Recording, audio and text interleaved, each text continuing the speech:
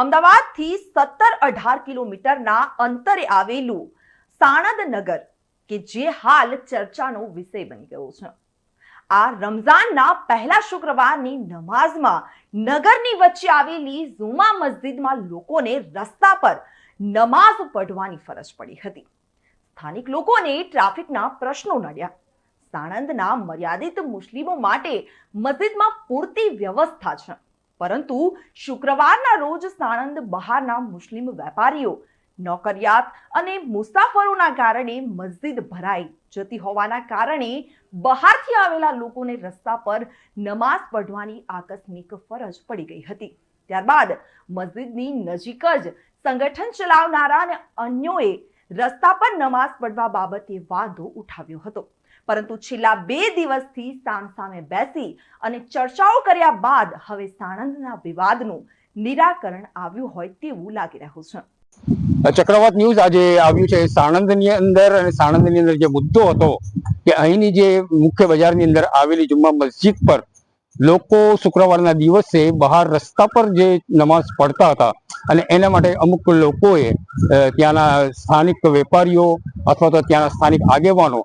એમણે જે વાંધો ઉઠાવ્યો હતો અને એમણે આવેદનપત્ર આપ્યું હતું કે અહીં રસ્તા પર જે નમાઝ થાય છે તેના લીધે એમને પ્રશ્નો ઊભા થાય છે, અને ચીમકી આપવામાં આવી હતી કે જો આ રીતે રસ્તા પર નમાઝ પઢવામાં આવશે તો એ લોકો સામે પ્રતિઘાત રૂપે હનુમાન ચાલીસાનો પાઠ કરશે। આખી પરિસ્થિતિ શું હતી અને શું છે તે સમજવા માટે આજે અમે સ્થળ તપાસ કરી, ત્યાંના સ્થાનિક વિસ્તારોના લોકોને મળ્યા। આજુબાજુની જે વિસ્તાર છે તે નાની નાની ગલીઓ છે, મુસ્લિમ વિસ્તારની અંદર આવેલી આ જુમ્મા મસ્જિદની આજુબાજુની અંદર હિન્દુ સમાજના લોકોની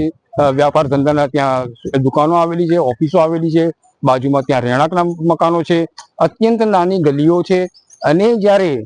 જુમ્મા મસ્જિદના જવાબદાર વ્યક્તિઓને મળ્યા, તે જવાબદાર લોકો જે છે એમનું કહેવું એવું હતું કે અહીંની જે સ્થાનિક વસ્તી છે તે સામાન્ય રીતે અહીં નમાઝ પઢવા માટે આવે છે, એમાં મસ્જિદની અંદર દરેકનો સમાવેશ થઈ જાય છે, પરંતુ આજુબાજુમાંથી જે લોકો આવે છે, બહારના લોકો, ખાસ કરીને રમઝાન મહિનાની અંદર જુમ્માના દિવસે દરેક મુસ્લિમને નમાઝ પઢવા માટે પોતે કોઈ સ્થળ શોધતા હોય ને તે પ્રમાણે જે લોકો આવી જાય છેલ્લી ઘડીએ અને તેમને છેલ્લે રસ્તા પર નમાઝ પઢવી પડે, તો આ વખતે એવી વ્યવસ્થા ગોઠવવામાં આવી રહી છે કે અહીં રસ્તા પર નમાઝ નહીં થાય, અને જે કંઈ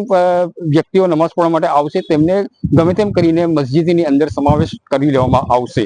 આજુબાજુનો જે વિસ્તાર જોયો તો ત્યાં સામાન્ય રીતે દેખાઈ રહ્યું છે કે આજુબાજુમાં વિસ્તારમાં રહેતા લોકોની પાસે કાર છે, બાઇક છે, અને એમને પોતાને પાર્કિંગનો પ્રશ્ન આવે છે। અને જે સામાન્ય રીતે દેખાઈ રહ્યું છે તે એ છે કે જ્યારે જુમ્માની નમાઝ 20 મિનિટ 25 મિનિટ કે અડધા કલાક માટે થતી હોય તે દરમિયાન ત્યાંથી પસાર થવું અઘરું થઈ પડે, કારણ કે નાની નાની ગલીઓ છે અને ત્યાંના સ્થાનિક રહેવાસીઓની પોતાની કાર છે, બાઇક છે, અને એમને નીકળવા માટે જે તકલીફ થતી હોય છે તેના માટે આ એક મુદ્દો ઊભો થયો હશે। અમે ત્યાર પછી સ્થાનિક વેપારીઓને પૂછ્યું,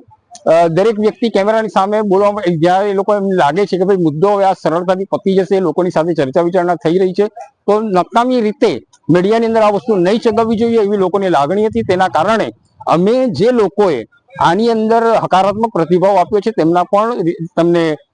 ક્લિપ્સ નથી દેખાડી રહ્યા, પરંતુ ત્યાંના વેપારીઓ જે લોકો છે, ત્યાંના જે રહેવાસીઓ છે, ત્યાંના મુસ્લિમ આગેવાનો, દરેકનું કહેવું એવું છે કે અમે સામસામે બેસીને ચર્ચા કરી લીધી છે, અને ભવિષ્યની અંદર અને આવતીકાલથી જ આ જગ્યાએ હવે રોડ પર નમાઝ નહીં થાય તેના માટે અમે પૂરતા પગલાં લઈશું અને તકેદારી લઈશું। તે સાથે અમે સાણંદ પોલીસ સ્ટેશનના પીઆઈ શ્રી જાદવ સાહેબને મળવાની કોશિશ કરી, તેઓ સરકારી કામે અન્યત્ર બહાર હોવાના કારણે એમનો સંપર્ક થઈ શક્યો નથી। જ્યારે સાણંદના પ્રાંત અધિકારી શ્રી ટાંક સાહેબ એ પણ સરકારી કામે કોઈક મિટિંગમાં હતા, પરંતુ એમણે ટેલિફોનિક ચર્ચાની અંદર એમણે કહ્યું હતું કે આવો કોઈ મુદ્દો નથી અને પરિસ્થિતિ કાયદો અને વ્યવસ્થાનો કોઈ રીતે ભંગ થાય તેવી કોઈ શક્યતા નથી, અને શાંતિપૂર્ણ વાતાવરણની અંદર આવતીકાલે અહીં શુક્રવારની નમાઝ થશે, જુમ્માની નમાઝ થશે, અને ભવિષ્યમાં પણ સાણંદ વિસ્તારની અંદર કોઈ બનાવ ના બને તેમના માટે પૂરતા તકેદારીના પગલાં લેવામાં આવ્યા છે। હું સલીમ હાફેઝી, અમદાવાદ ગાંધીનગર બ્યુરો, ચક્રવાત ન્યૂઝ।